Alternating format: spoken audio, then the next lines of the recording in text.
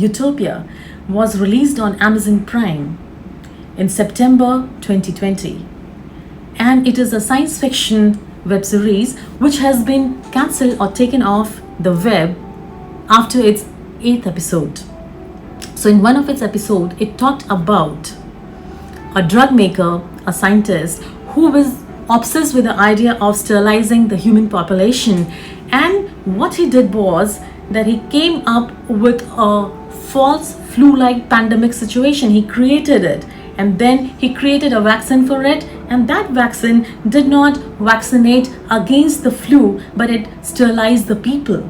So you see how much and how far the human imagination can go. Now, seeing that how much fertile the human brain can be, Michael Yadin, an ex-VP of the Pfizer, along with one of his scientist friend from Germany and Robert Kennedy, they proposed that the COVID vaccine, the mRNA vaccine, was causing infertility in females as well as males. So they appeal in front of the European Drug Controlling Authority, which is similar to what the FDA is for America.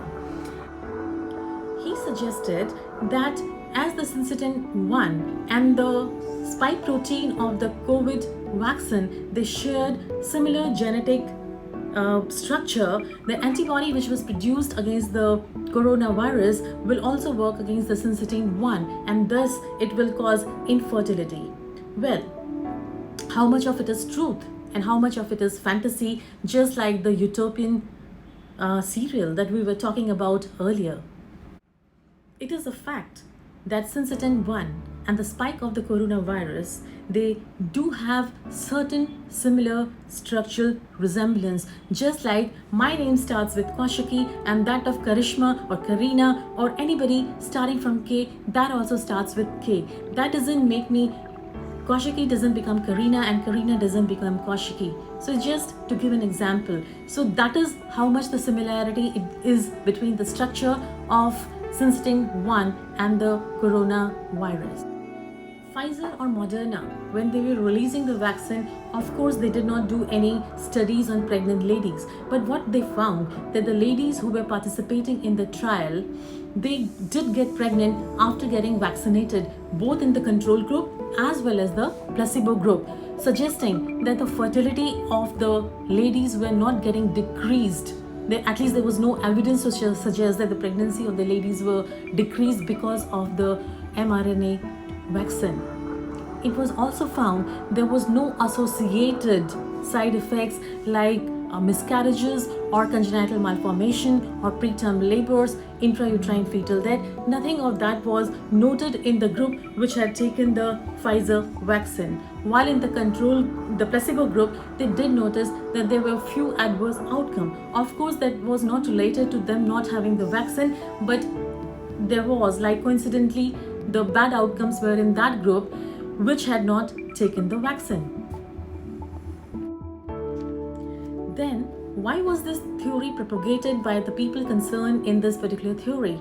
All the three people who were involved in propagating these theories, they are the anti-vaccine hero of the world, and they had their interests which were not just of human service, there were other interests involved too. And that was the reason they came up with this brilliant, fantastic.